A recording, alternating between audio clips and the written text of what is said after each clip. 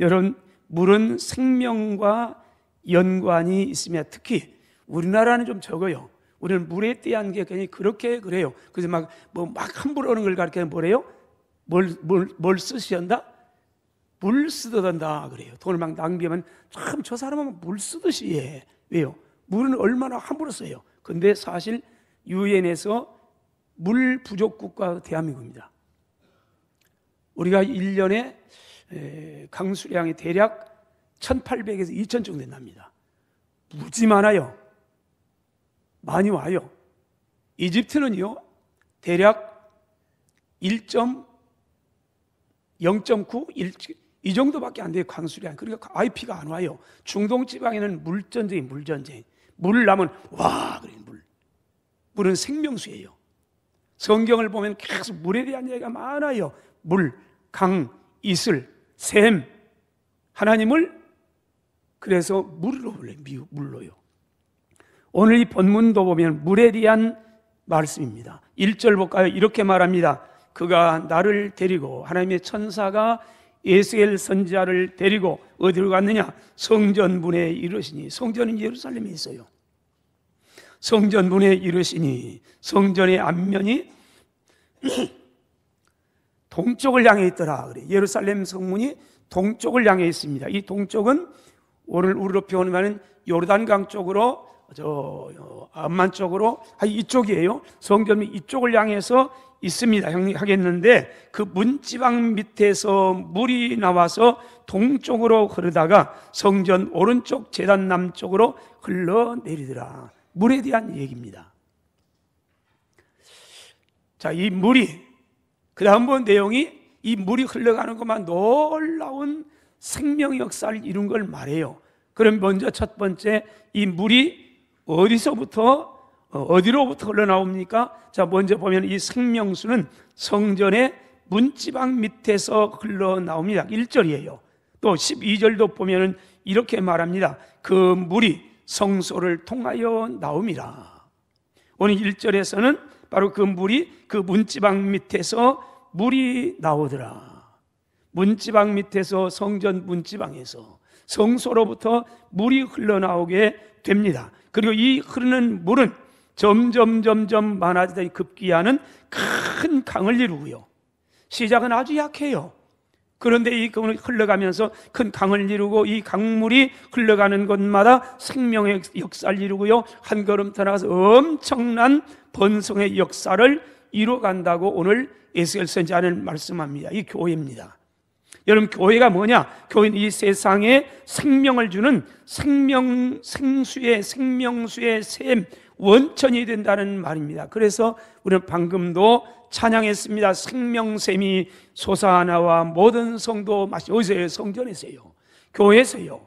그래서 여기곳에 생명샘이 솟아납니다. 모든 성도가 마십니다. 하나님의 은혜입니다. 그래서 언제든지 흘러 넘쳐서 부족함이 없습니다. 하나님의 성전에 모여서 은혜 받고요, 능력 받으면요, 그 은혜가 넘쳐가지고요, 세상은 참 힘들 여정이지만은 광야 같지만 아니라는 거요. 내 안에 생명샘이 넘쳐나서 되니까 이래 되니까요, 흘러 넘쳐나니까 부족함이 없어요. 그러면서 말합니다. 이런 물이 흘러가니 목마를 자가 누굽니까?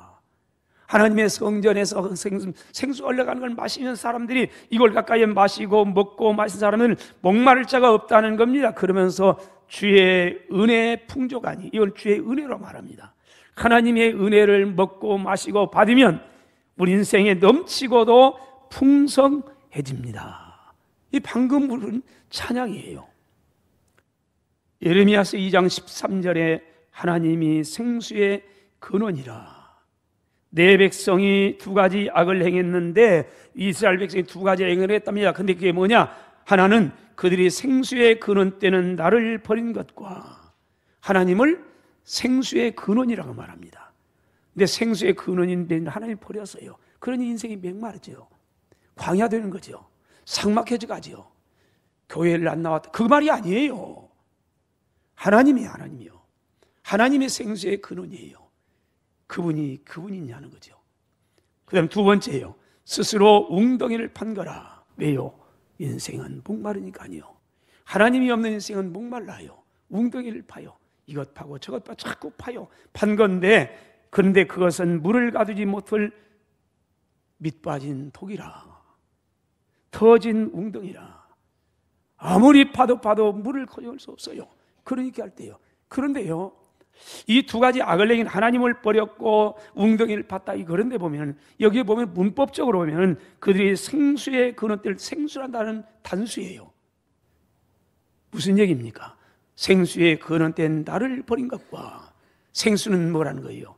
하나밖에 없어요. 하나님이에요. 단수예요. 그런데 스스로 웅덩이를 팠다. 이 웅덩이는 복수예요. 저와 여러분이 목마른 인생을 해결해 보려고 별별 일을 다 합니다. 어떤 사람은 지식의 웅덩이를 파요. 근데 만족이 없어요. 어떤 사람은 돈 있으면 되겠지, 돈 잘. 어떤 에이스 침대 사면 푹 자고. 그런데 아니란 말이에요. 우리가 파는 웅덩이는 복수예요. 사람마다 다 달라서요. 이것 파고 저것 파고 끊임없이 파요. 근데 이 파서 물이 조이지 않아요. 세상 것까지 우리 인생은 만족할 수 없다는 거예요. 오직 하나님만이 생수의 그런 유일무이하다는 거예요.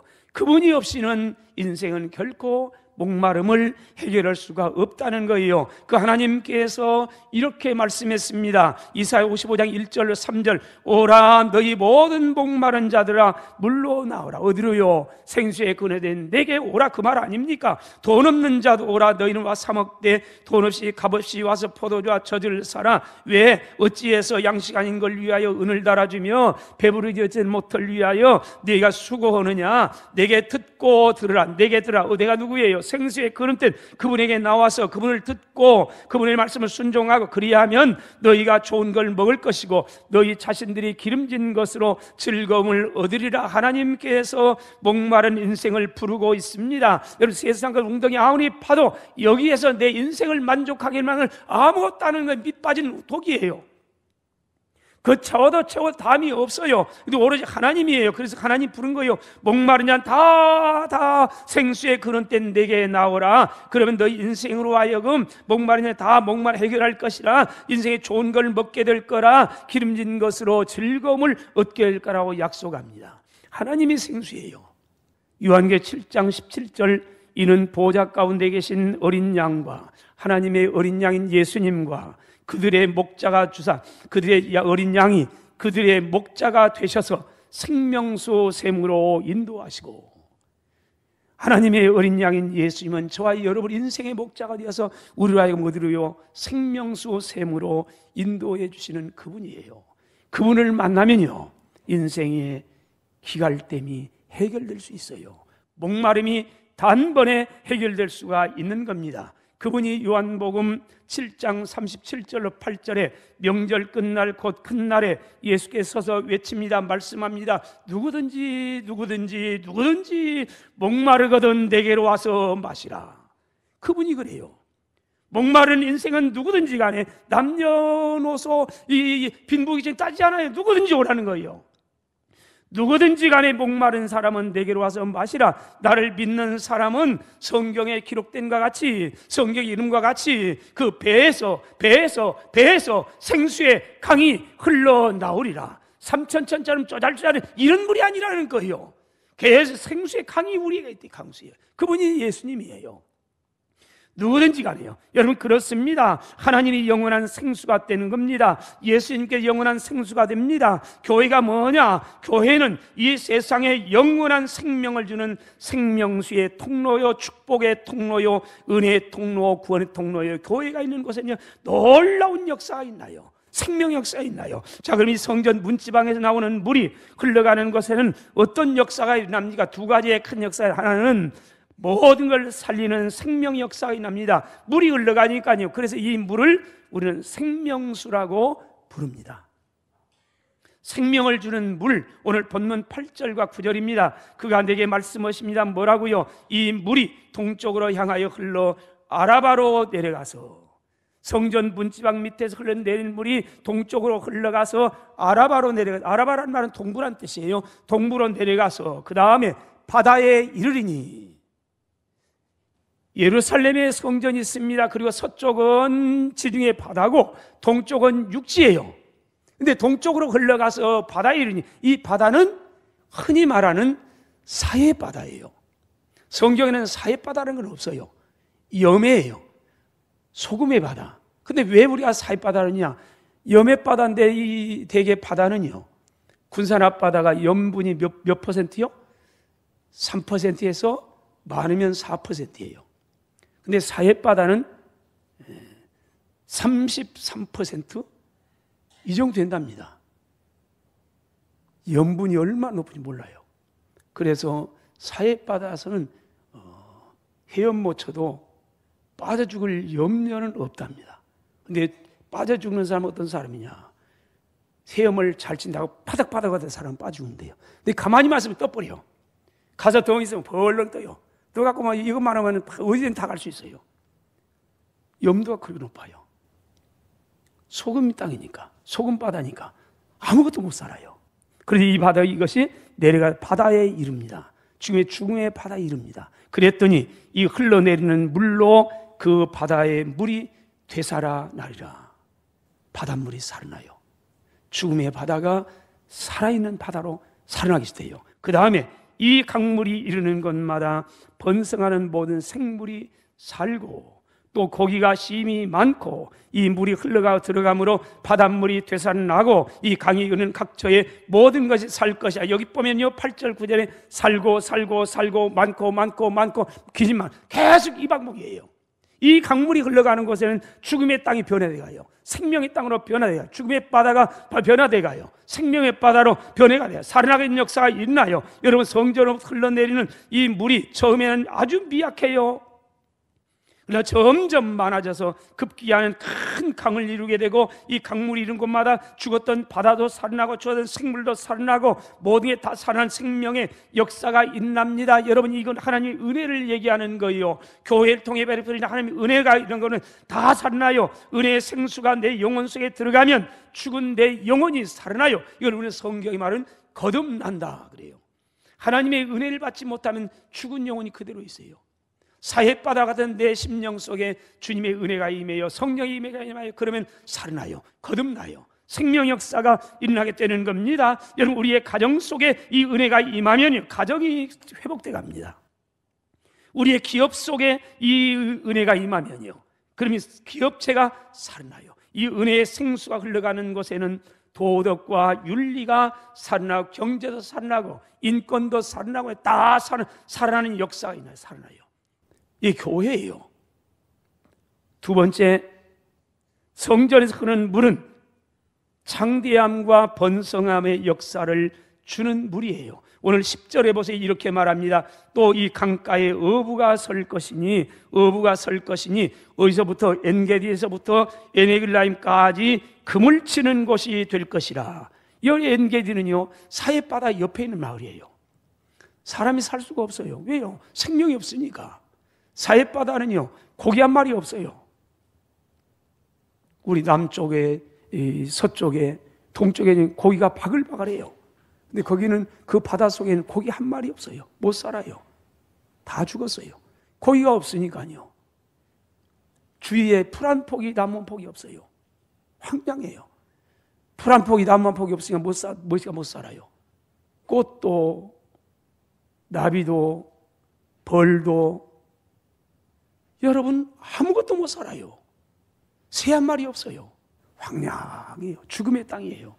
근데 이게 다 살아나는데 아주 엄청난 살아날 뿐만 아니라 아주 번성하고 창대하게 되는 겁니다. 그래서 오늘 본문 10절에 계속해서 살고 하면 심이 많고 또 우리 12절도 보면요, 그 열매가 달마다 새 열매를 맺는다. 달마다 1년이 몇 달이에요? 12달이에요. 그러면 12번의 새 열매가 맺혀요. 우리도 그러면 얼마나 좋겠어요. 농사를, 감나무가 한 달에 여러 가지, 한 달에 다 익어가지고 또 먹고 그러면은 좋을지 모르겠어요. 근데 하나님 나라는 풍성함이에요. 하나님의 나라는 풍성해요. 은혜를 받으면요, 그래요. 달마다 열매가 내 삶 속에 아름답게 맺혀져 가요. 여러분, 호랑이 꼬리가 됐습니다. 우리는 호랑이가 되고요, 호미꼬리는, 토끼꼬리는 토끼꼬리가 변해서 이제는 호랑이 꼬리가 되어 당당하게 세계와 열강들과 맞짱 뜨려고요. 어떻게 해요? 어떻게 그럴 수 있습니까? 간단합니다. 교회예요. 교회는 축복의 통로입니다. 생명의 통로입니다. 대한민국은 한국 교회와 함께 성장해 왔습니다. 그래서 한국 교회를 보면서 기적이라고 합니다. 세계 역사의 기적적인 교회. 함께 더불었어요. 1994년 1월 20일 날 우리 서머나 교회 이곳에 기공 예배 드렸습니다. 그리고 6월 13일 입당 예배 드렸습니다. 입당 예배 제야만 했어요. 그리고 94년 그 이후에 밤이 되면은 제가 우리 예배당 옥상에 올라왔어요. 매일 올라와요. 올라와서 빙 돌아왔어요. 이 근방에 우리가 1호예요. 건물 하나도 없을 때예요. 뻥 뚫릴 때예요. 그래서 제가 딱 돌아보면서 막 주둥이가 나왔어요. 하나님을 향해서요. 왜냐? 딱 돌아봤더니 빨간 십자가가, 붉은 십자가가 28개예요. 제가 잊을 수 없었대요.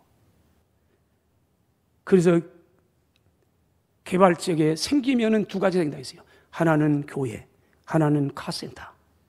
유행할 정도로 28개 교회가 있는 거예요. 내가 이걸 보면서요. 목사가 얼마나 모자란지 보세요. 이건 부끄러운 얘기입니다만. 보면서 하나님 이게 뭡니까 이게? 교회가 무슨 뭐 교회가 이거 삥 둘러봤더니 28개라면 도대체 어떻게 된 겁니까? 집도 없는데. 그런데요. 하나님이 얼마나 제 모자란 저를 사랑했는지요. 95년도입니다. 인도네시아를 처음 방문할 때입니다. 자카르타에서 비행기를 타고 다시 1시간 40분을 건너 우리가 선교가 있는 서부 칼리만탄 주도였던 본티아나에 도착했습니다. 거기에서 차를 렌탈해 가지고 서울에 있는 사람들과 같이 우리 선교지를 갑니다. 그때 당시는 8시간 정도 갔어요. 8시간 차를 타고 딱 갑니다. 아무런 생각 없이 자 밖에 가면 8시간 가니까요. 밖을 쳐다보고 가는데요. 3시간을 달려가요. 그 얼마나 많은 도시를 지나고 산을 지나고 계곡 지나고 다 지났어요. 3시간을 지나는데요. 교회에 십자가 하나도 없는 거예요. 십자가 하나도 없어요. 여러분 어떻게 받아들입니까? 제가 그때 얼마나 통곡했는지 몰라요. 목사가 너무 모자라가지고 교회가 많다고 불평하고 원망하고 십자가 많다고요. 근데 어느 나라에는 십자가가 하나도 없는 거예요. 3시간을 달리는데도 십자가 하나도 없어요. 교회가 하나가 없어요. 하나님 저를 고쳐줬어요. 아, 교회가 얼마나 소중한지. 제가 그 다음부터 교회의 소중함을 이해해서 참 늦게도 알았죠. 여러분 교회 예배당이 화려하고 그런 거 상관없어요. 하나님의 교회, 주님이 세운 교회, 생명샘이에요. 이것이 막 흘러가요. 이게 복이에요. 여러분 교회 많은 거 불평하지 마세요. 그저 여러분들은 제 30년 전에 그 모습인지도 몰라요. 교회가 많다. 맞아요. 부정적인 것도 많아요. 저도 알아요. 그래서 저도 막 교회에 대해서 이게 뭡니까? 막 하나님을 향해서 그랬어요. 근데 아니에요. 교회가 얼마나 소중한 건지 그때 깨달았어요. 교회가 없다는 말이 뭐예요? 하나님 백성이 없어요. 하나님이 없는 나라예요. 무스크만 꽉 서 있어요. 요한계시록 22장에 하나님 나라의 풍성함을 이렇게 표현합니다. 1절 2절 또 그가 수정같이 맑은 생명수의 강을 내게 보이니 수정같이 맑은 생명수의 강이 있답니다. 천국도 강이 있대요.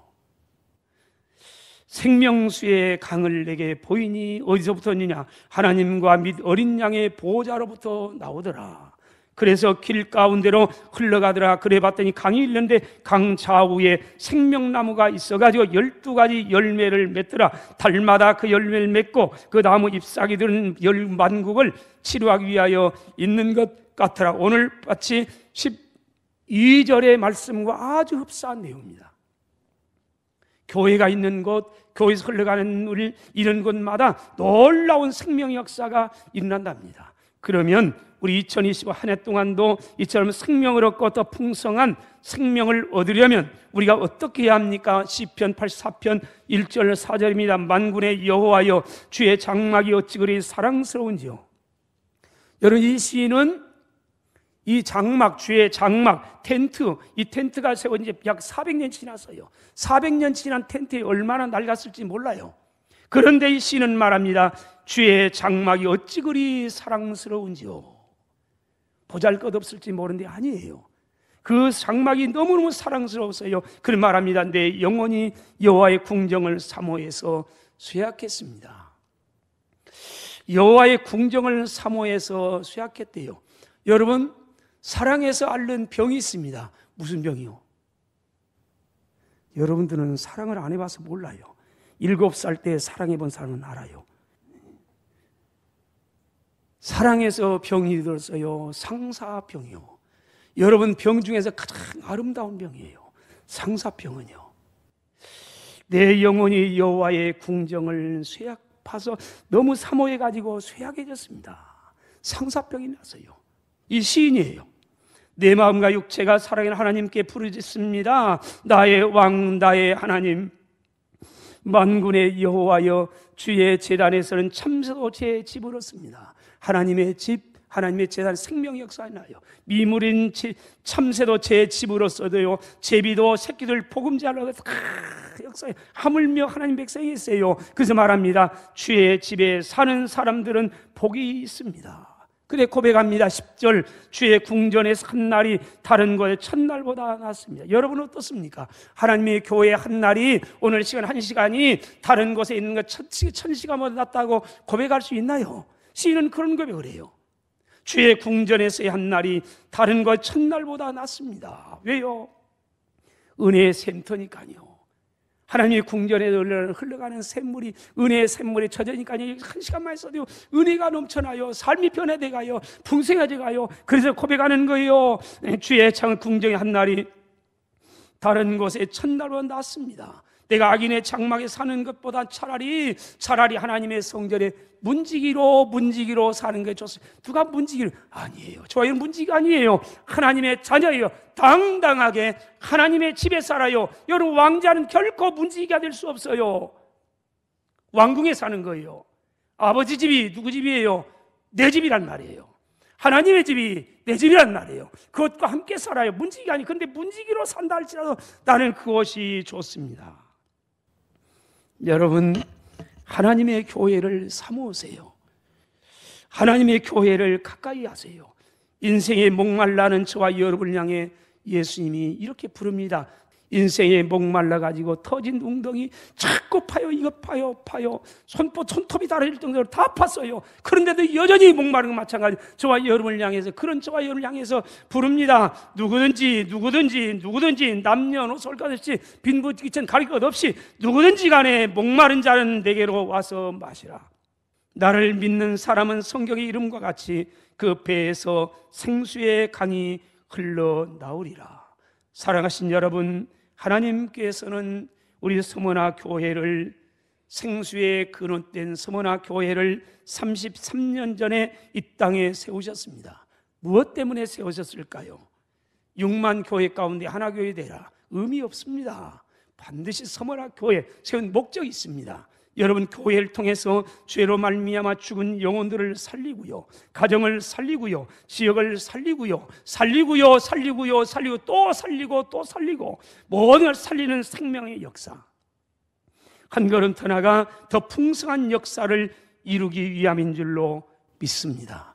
그러므로 2025년도에는 주님을 가까이 하세요. 더 가까이 하세요. 교회를 더 가까이 하세요. 그래서 교회에서 흘러나오는 생명수 샘물로 말미암아 생명을 얻고 더 풍성한 생명을 얻는 역사가 이루어지기를 주의 이름으로 축원합니다.